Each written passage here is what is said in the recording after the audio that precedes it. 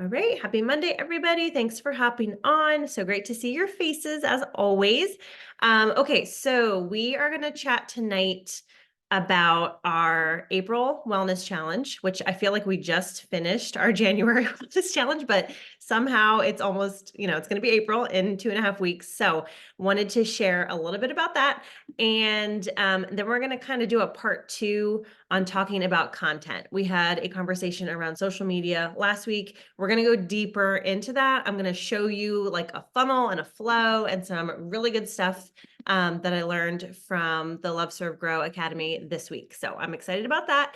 But I did want to share about our upcoming April challenge. So we're going to do something we have never done before. And I'm excited about it because I love when we do new things and everyone's creative genius can come out. We are going to do a clean house, clean gut challenge. Okay. So this idea came from Steph. So thank you, Steph, for sharing all your fantastic ideas with us.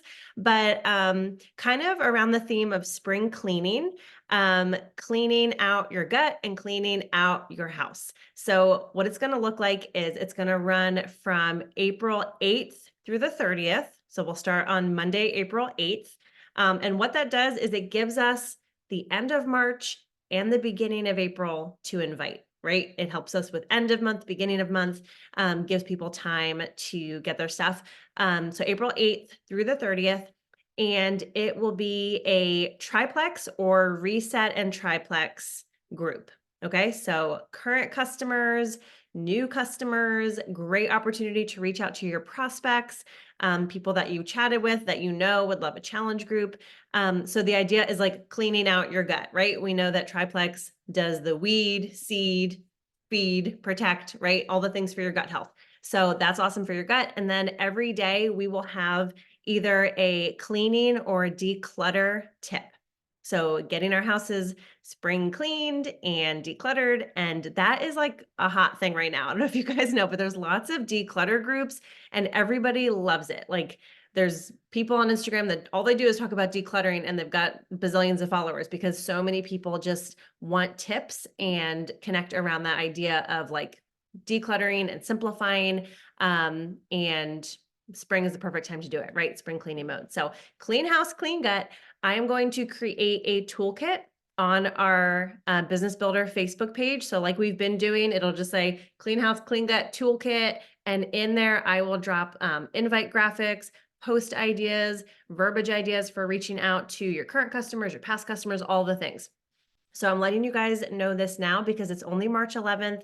You've got lots of time to think about how you want to invite, how you want to share, how you want to post about it. And we're going to be talking more specifically about content tonight. So I want you to keep that like framework in mind. Like how can you apply what we're learning to making posts about these kind of challenges, right? Because we want to take what we're learning and actually put it into action. So kind of keep that in the back of your mind. Obviously, it's not the only thing you're going to post about in the next couple of weeks, but you want to work it in regularly. And I just want to encourage you that if you think you're talking about something too much, you're not, right? You're not. People don't see every post you make or every story you put up. So we have to put the same kind of content up a lot in order for people to finally like get it. Like, okay, you posted it once. You're like, okay, well, I told my audience. Not everybody saw it. We have to share and share and share and share and share. Keep sharing. So you can hit this from different angles. I don't know if you guys saw, I did a reel yesterday or the day before, just like a simple declutter tip. Like I'm just planting seeds for like adding value in this decluttering, cleaning, clean gut space. Okay. So toolkit to come. Wanted you guys to be the first to know. And since you're on here live, you get the sneak peek.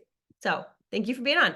Okay. So we are going to dive into talking more about content. So just a little recap from last week. We talked about transformational versus transactional content, right? And there were 3 things to keep in mind. Your content is about your prospect, not your products. So really keeping in the front of your mind who you are speaking to when you post. And you want to clarify who that person is, right? Who is your ideal client or who is your ideal prospect that you are talking to? You should have a specific person in mind that you are speaking to when you post. So your content is about your prospects. Then we talked about the problems you solve are defined by the person you help. And the third point was successful content is defined by service and growth. So yes, Steph, ask your question before we hop into this next piece. Okay. Do testimonies, are they considered transactional or transformational? I'm going to assume transformational, but I don't know. Yes, transformational, but they shouldn't be all the time. And we're actually going to talk specifically about testimonies. Okay. So we will get Thanks. there, but that's a great question. Yes, absolutely. They are transformational. Okay. So that's kind of recap from last week. I hope you had in your mind this week as you were having conversations, transformational, like be transformational, not transactional. And the best way to do it is just think about who you're talking to. What problems does he or she have? Like specific person that you're speaking to. What problems do they have? How can you connect around those problems? And how does what we have to offer provide a solution, right? And what's amazing is Plexus has so many solutions to problems. We have community, we have health solutions, we have financial solutions. We can solve so many problems for people. And just a few things that stood out from last week is stop chasing being viral and start chasing being valuable. I really want you guys to think about that with your social media. Like, I don't care how many followers you have, stop chasing being viral. If you have 1 million views on a reel, but you never connect with any one of those million people, it doesn't matter, right? We want to be valuable and have our content lead to conversations. We don't need a huge following, we need a hot following, meaning that it's actually people you're talking to and engaging with. And your content creates leads. You're not selling in your content, you are funneling people into conversation with you, and you can sell in your conversation. Okay. When we try to sell in our content, we trigger people's sales resistance and they stop listening, they stop watching. Okay. So stop trying to sell in your content. You are providing value. And again, keep your ideal person in mind. That's kind of all recap from last week. I just wanted to highlight the specific things because I gave you guys a ton of information. I always try to pack too much in. So I wanted to pull out some of those key pieces. And tonight we're going to get more specific on content and like this idea of a funnel. Who are you speaking to and what are the different categories and kinds of posts that you can do to connect with those people? So I love what Bob said in his training that I watched this week. He said the social algorithm is irrelevant if you have the right content and plan. So, all of those, like, how do we hack the system? Like, okay, get on 10 minutes before and make sure you comment and then post, and it's got to be at this time. None of that actually matters if you have the right content. Like, if what you are putting out there to people is valuable, it will be seen. And I said this last week too, but the algorithm works perfectly. So if your content is not being seen, it's because it's not valuable. Like people don't want to see it. The algorithm actually works perfectly to show people what they want to see. So I love that because it lets go of a lot of drama around the algorithm and how it's changing. And well, now we have to do this and do that. Like, I want you to stress less about that and not spend too much time on it. Just focus on having the right kind of content, right? Because if it's connecting, if it's adding value, it really doesn't matter what time you post. I literally pay zero attention now to what time I post or who likes and comments on my stuff. Like, as far as being like emotionally attached to how many comments I get, I'm like, I know I'm adding value. I'm going to have a conversation with everyone who interacts. And then it is what it is. Okay. Zero emotional attachment. You do not want to spend a ridiculous amount of time creating content, right? Social media is not our whole business. It's just a piece of our business. It's an important piece, but it's not the whole thing. So I actually pulled up my screen time. You know how you can look at the screen time on your phone, like see which apps you're using. I want you guys to do this sometime in the next few days. Do it tonight or tomorrow. See how much time you're spending on Facebook and Instagram. If it's a lot of time, you're probably not being effective. Okay. So I checked my screen time. I literally pulled it up. I went back like every day for the past several weeks, got my average. For my personal screen time, I spend about 1 hour and 40 minutes per day on Messenger, right? That's having conversations, 30 minutes on Facebook and Instagram, 30 minutes. And I was like, okay, good, because I really try to intentionally not scroll, to think about my content in my head or in the notes on my phone, and then just post it, right? Post it and get out of there. Just post it and get out because you can just spend so much time thinking, oh, I'm working my business. Are you really? Okay. So just no judgment, and everybody's screen time is going to look a little bit different. Today I've spent 17 minutes on Facebook. and I worked my business today. So I just want you to know, creating content and like spending time thinking about this does not mean you have to be sitting on Instagram and Facebook all day. And if you are, it's probably not like being super effective. Okay. So check your screen time. If you don't know how to do it, go to that little search option in your like apps and things where you can search on your phone and search screen time, and it'll pop up, and you may have thoughts and concerns about your screen time. Victoria, yeah, share your thought. Okay. There you go. So I was catching up on the Star Diamond trainings, and I know Julia Carty, Yep. she was saying that, and I think this is so good. So I think there's a difference between scrolling, but also like being intentional about who you're adding value to. So for example, hers was on retention, right? And she said, like it's really important that you know what's going on with your customers, and that you're not just checking in with them to remind them about their subscription, and that you have a relationship with them. And so I really liked that, and I think that you can do that. You just have to set a timer and know like you're not going to get through your entire customer base list like every single week, so you have to have some kind of system. But I do think that there's such value in like, okay, not scrolling, but going in and like searching, okay, like this customer, Sheila, and like just doing a quick check so that you can make your conversation more personal. And obviously you can do that within your conversation too, but sometimes, it gives a little more insight than you might have if you just go into the conversation. Yes, that is important. And I think timers are key, because I know if I'm going into a social media platform without a purpose, I end up watching reels. Okay. Because they're fun and they grab my attention. I will just watch reels, and before you know it, like 30, 45 minutes has gone by. So if you have that plan, like, okay, here's the customers I'm reaching out to, or the prospects, I'm going to quick hop over to their social media, see what's going on. That can save you from many an awkward conversation, because someone could have just been in the hospital or their pet just died or something, and you caught that because you checked in. So yes, great tip. Okay, so intentional on social media, but it's not your whole business, right? There are so many other aspects to our business besides just social media. But what it does when we create content, the right kind of content, and have a plan around it, is it creates new hot leads for our business that we can have that transformational conversation with. And I want to shout out Deborah. I know she's not able to be on tonight, but we've been chatting, and she has done a lot of work on sharing transformational content. And she has been posting and been so coachable. And she had someone come to her and sign up today. And that's the dream, right? That your content is so good and valuable that people are just coming to you saying, hey, tell me what you're doing. That's the dream. And that saves you a lot of time. So I had to shout out Deborah. Deborah, if you're watching this later, you're amazing and so coachable. Okay, so a couple things to keep in mind when we're creating content. You're not the hero, you are the guide. Okay. In our content, we're tempted to want to show up as the hero. Like, I have to have all of my things perfect.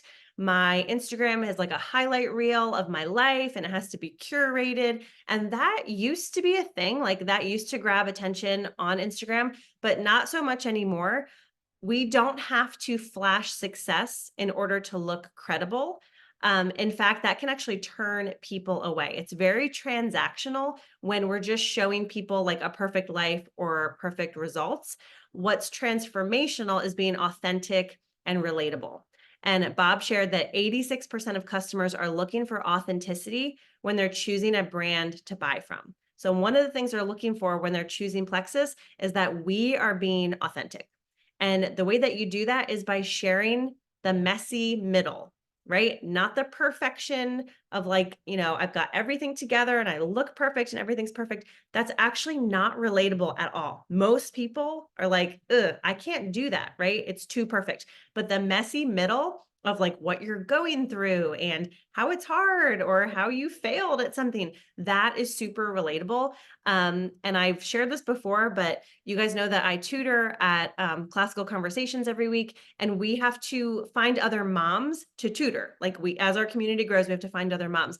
And one of the directors said to me, I was like, I don't have a lot of time to like make it super perfect or flashy or have all the things. She said, don't make it look hard. No one else will want to do it. Like if you make tutoring, this class look so perfect, it actually is going to repel people from wanting to do it, like wanting to try. And I was like, wow, that's so good. And it's so applicable to our business. If you look like the perfect Plexus queen, how are you going to attract business builders? They're going to be like, well, I can't do that and be that perfect. So I guess I can't do this. No, like share the messy middle, share how you're fitting this into your life, or that, we started a step challenge and you only got 2,000 steps today, but you're going to try again tomorrow. Like all of that stuff is relatable. So don't be afraid to share the messy middle. It's credible, it's authentic, it's transformational because people can get in on the transformation with you. Okay. So you're not the hero, you're the guide. The second thing is to delay the ask in your content. Okay. So we want to ask for a sale in our content. Remember that that's transactional. When you are asking for a transaction in your post, it's too soon. Okay. We have to delay the ask. When we're focused on giving to others without trying to take, we get people's attention and they feel safe and we're not triggering that sales resistance. So just remember, your ask is not going to be in your content. Your ask is going to be in your conversation. We do have to make an ask, right? It's very important that we're bold enough to say like, hey, do you want to try this? Or, hey, I would love to help you. What do you think? That needs to happen, but in conversation. So please do not put your share cart link in your post and say, click here and order. That's too big of an ask for a post. An ask could be something like comment clean below if you want some information on my declutter group. That's an appropriate ask, right? Asking for a sale in a post is way too big. It's way too big. Okay. So what the Love Serve Grow Academy recommends is a 5-to-1 ratio of give to ask. So that means every four out of every 5 posts you make should be purely focused on giving and connecting without any kind of an ask whatsoever. Okay. 4 out of 5. When you do make that ask, you're not asking for a sale. You're asking for a conversation, right? Comment blah, blah, blah below, and I'll message you, or message me for da, da, da. You absolutely can make a call to action, but it's not click my link, right? That's too big. So 5-to-1 give to ask. So give, ask. Okay. That's what it should be. So take a quick scroll through your feed sometime this week and just look, number one, are you posting regularly? Like, it really should be just about every day. I hate to tell you, but you should really be posting every day if you want to grow. And then number 2, how often are you adding value versus making an ask? Okay. If it's more than a 5-to-1, just focus on adding more value. And it doesn't have to be like rocket science. Like seriously, that reel that I did, I was focused on adding value. Like reset your room before you leave it. It's a declutter tip.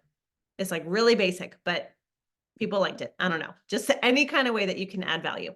Okay. And then the third thing is failing to plan is planning to fail. And I know that is very cliche, but when it comes to your content, it helps to have a little bit of a strategy and it takes a lot of the overwhelm out. So if you're like, well, I don't know what to post, just think about how can I add value? In what ways do I add value? If you don't know, phone a friend, because fish don't see the water they swim in. You probably don't see how much value you can add. So Coralie, I'll just put you on the spot for a second. We were talking in Punta Cana about this. Her face is like, what is happening?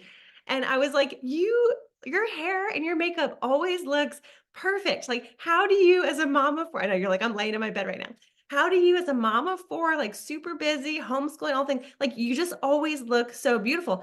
Those things that yeah, her kids are like, yeah, she does.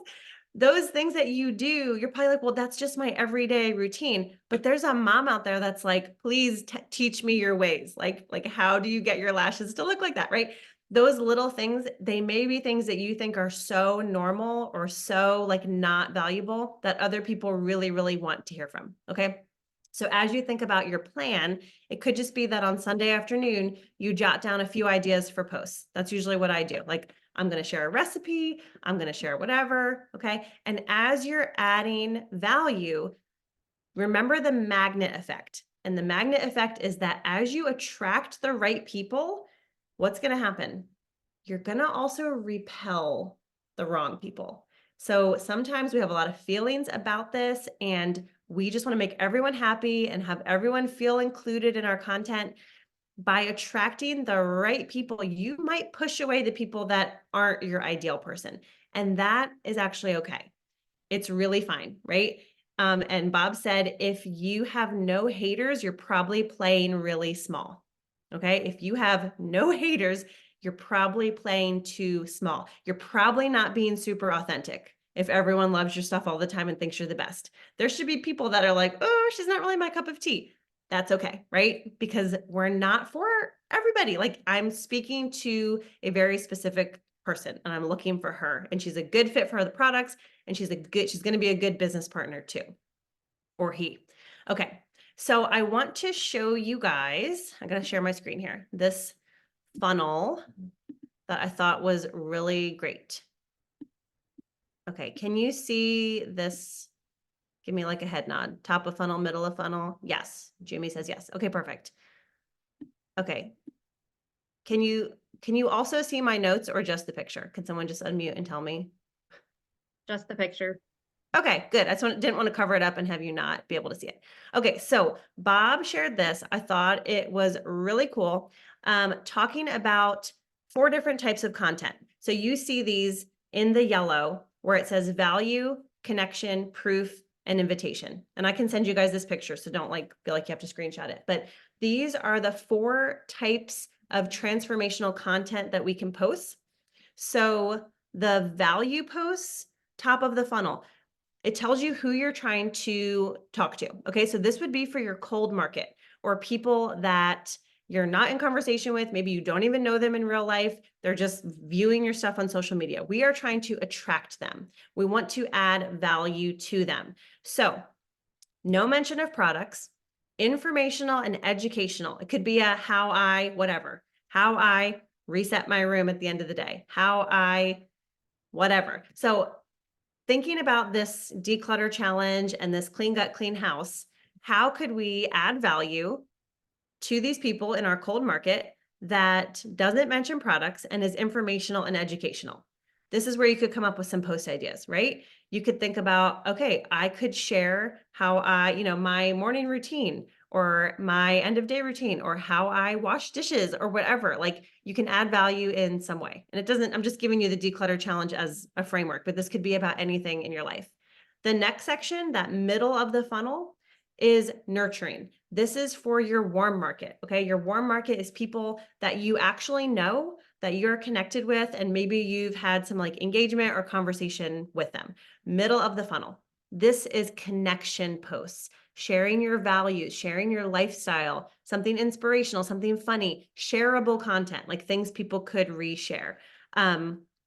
Middle of your funnel, this is not people that are like ready to purchase from you. So this is not like a very Plexusy post. It's really just sharing what you're about and helping people connect with you. So it could be like, here's 3 fun facts about me that nobody knows, right? And you could share 3 random things that have happened to you in your life, or 3 hobbies that people don't know that you've done. Okay. Then coming down to the bottom of your funnel, that convert section, these are your hot leads. These are people that are pretty much ready to purchase from you. They have been following you. Maybe you've had conversation.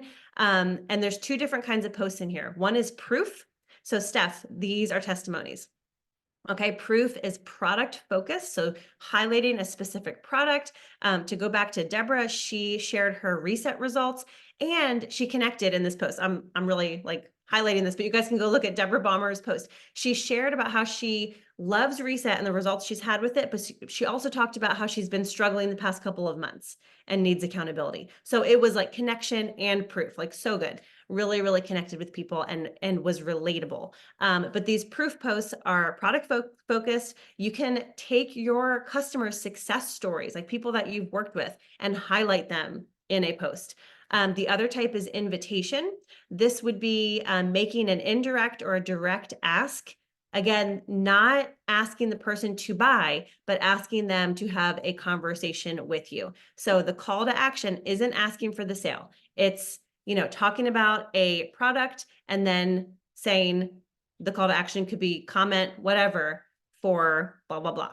Obviously, you guys have to fill in the blanks here, but we could be talking about triplex or could be talking about reset and then have a call to action that leads to a conversation about that thing. Okay, so this is really, really helpful to think through as you plan out your content for the week. or just take a scroll through your social media. Maybe you've been super bottom of funnel. You've been only talking proof and invitation, and there has been no value added. So if any part of this funnel gets clogged up, you're not going to make a sale, right? So the sale is like at the bottom. Another thing that I see as a problem is not having enough people at the top of your funnel, right? In order for this funnel to work, you have to have people seeing your things. So what can be helpful is to just add more friends on Facebook. Be intentional that when you connect with someone in real life, that you find them on social media and, you know, engage with them. You can create a group or something to attract cold market leads. So I have an anti-inflammatory eating group that just adds value, nothing else. I don't make sales in there, I add value, but it funnels in a ton of people into my cold market that I never would have met. There's like 3,000 people in there from all over the world. So it funnels them in so that I can connect with them, have a conversation, and then move them down the bottom of my funnel. If they never move down the bottom of the funnel, if they want to stay up top because they're not my ideal person, they're still getting a ton of value, right? So it's a good thing to do. Okay, I will send this picture in our 2024 chat because I think it is really, really helpful to have in front of you. Yeah, we are almost out of time. I was hoping we could talk through some concrete examples. Does anyone have a thought? Like, as you are looking at this, do you have any ideas? Could be about the declutter, clean house, clean gut group or something else, but do you like get post ideas or content ideas as you look at that? Or is it still like a struggle?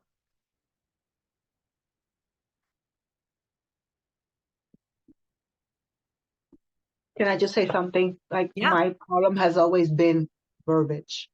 Like I Mhm. don't know how to what to say.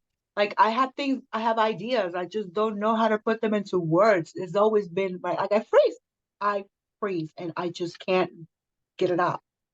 And sometimes I just end up saying bogus things. It's just like redundant. I've never seen you post a bogus post, Jamila. I just want to say. Thank you. So I wouldn't stress about, I feel like I've had this conversation with several people, like that the verbiage has to be perfect or the grammar has to be perfect. But I would go out of Facebook or Instagram and like type it as a text message to someone. Like, how would you talk to me? Or how would you talk to the friend you ran into in Target? Like, try to actually have a real person in front of you as you write that post, right? Like, what exactly would you say? And then you can clean it up a little bit and work on your grammar. I mean, you can send it to me if you want, and I'm happy to like give you edits and tweaks, but it should just be conversational. Like it shouldn't be too perfect because if you're talking one way to people and then you're posting and you sound like a professor, they're going to be like, there's a disconnect here. Like that doesn't have her voice. You know, you want to be authentic. So it might just be that you're being hard on yourself and you need to give yourself more grace, you know, and not try to be too perfect. Want to be relatable. Steph, that pyramid is, yeah, definitely focus more on posting. I think it's good to keep in mind for stories that you are adding value. But that was, yeah, specifically for like content on your feed. Yeah. Yeah, more grace with posts. Okay, it's a little past 9, so I will wrap up. There are some specific examples of these types of posts. If you guys want to see them, I am happy to share them. They're not specific to Plexus, but Bob shared them as like, here's a connection post, here's a value post, and like different formats too, like posts, videos, different things. So that was helpful. If you feel like total roadblock, he gave us a 7-day posting like plan that you could very easily plug in your own content. So I'm happy to share that. I probably won't like copy and paste it into a whole chat because I just want to mind his like any copyright things. But yeah, let me jot down who wants it. If you want me to send that to you, just put your name in the chat. So let's see. Coralie, Steph, Erica. I can send it to you guys. It'll give you some ideas. Megan. Mom. Okay. Awesome. So I hope that was helpful. I'll send you guys that funnel just to think through. Really, really excited about the April challenge group. start thinking about how you can share. I know we've had a lot of opportunities with the step challenge that Victoria started up and lots of stuff going on, but don't be overwhelmed. Okay. All of those things going on, that is the sign of like a jamming business, right? We've got so many things you can plug into. So don't be overwhelmed. Just choose, here's where I'm going to focus this chunk of time I'm devoting to Plexus, and be laser focused. Don't get distracted by all of the other things. Just focus in on what's moving the needle for you in your business. Okay. You guys are awesome. Thanks so much for being on. Have a great night, guys.